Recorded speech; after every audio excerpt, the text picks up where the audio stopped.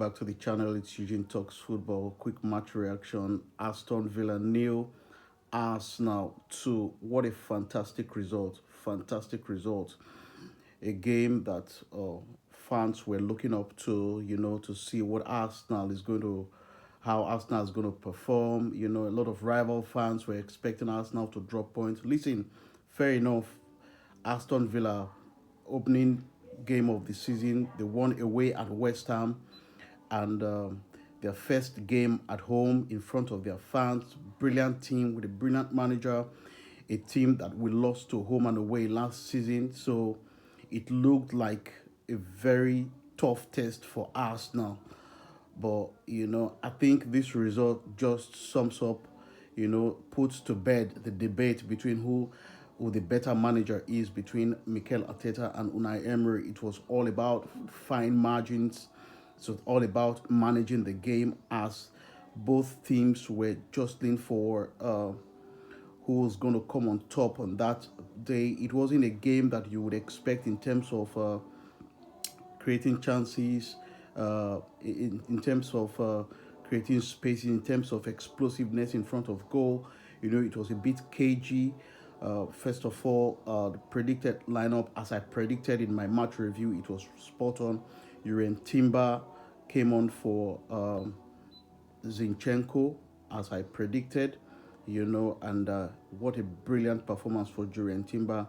You would not expect that this is a player that was out for the entirety of last season with an ACL injury. He looked really sharp, solid, gave Leon Bailey so much to think about, didn't have enough to do in terms of causing Arsenal problems at the back. In goal, it was David Raya, no doubt. I think that David Raya's performance yesterday just puts to bed the debate of who Arsenal's number one goalkeeper is between David Raya and Aaron Ramsdale. I think that debate is all but over at the moment. What a save after a brilliant save against Wolves in match week 2. Another powerful save he pulled from against Oli Watkins. So you got to give David Raya his flowers. I think, you know, generally he kept Arsenal in the game until we managed to score the goals. So yeah, in goal is our number one goalkeeper, no doubt about that. And Ben White, brilliant performance as always. Didn't have much to do in terms of defending.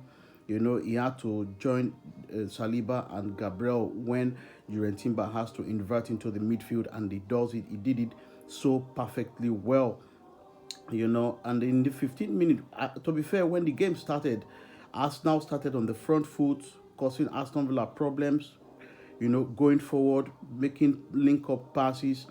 And Bukayo Saka in the 15 minutes pulled up a brilliant save from Emiliano Martinez. A chance you expect every fan, I think, was thinking that the ball was in the back of the net, but Emiliano Martinez managed to parry the ball away from the face of goal, and that was the only chance in the first half, I think, for Arsenal. And as the game went on, Aston Villa built up to the game, causing Arsenal a lot of problems, piling so much pressure on Arsenal's defense, causing Arsenal's defenders to make mistakes, especially the one Gabriel made that almost led to a goal. What a miss by Oli Watkins, by the way. Arsenal got lucky, to be fair.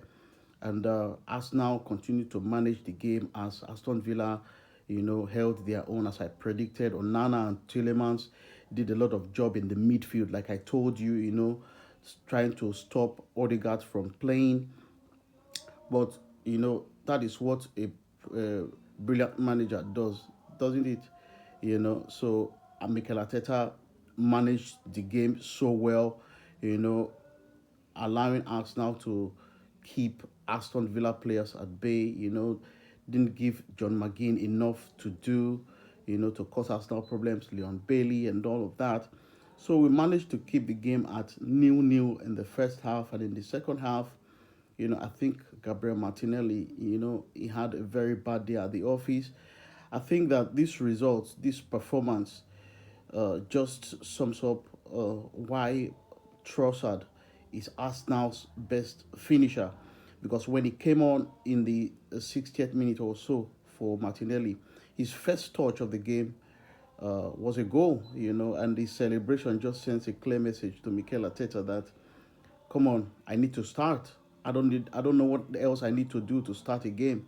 So brilliant goal, brilliant goal, nice run from the right, uh, brilliant flick from Odegaard that meets Bukayo Saka on the right, which he quickly crosses to the face of the goal and met Leandro Trossard, which he clinically slots at the back of the net, which Emiliano couldn't keep pace with. 1-0 Arsenal, and that built Arsenal's momentum in the game. And since the goal, Arsenal was all over Aston Villa looking to get the second goal.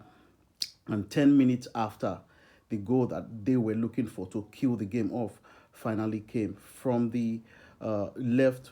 Uh, Leandro Trossard crossed the ball through the face of goal again, and the cross meets Bukayo Saka, which you know, dazzles on the right and finds uh, Thomas Partey with a pass, and exactly the signature goal, exactly the sort of goal he scored against Tottenham, but this one was a little bit low, which I think, in my opinion, Martinez should have done better, to keep that ball away, but he managed to find the ball in the back of the net. 2-0 Arsenal, all done, all sealed and buried, so the game ends 2-0 in favor of Arsenal.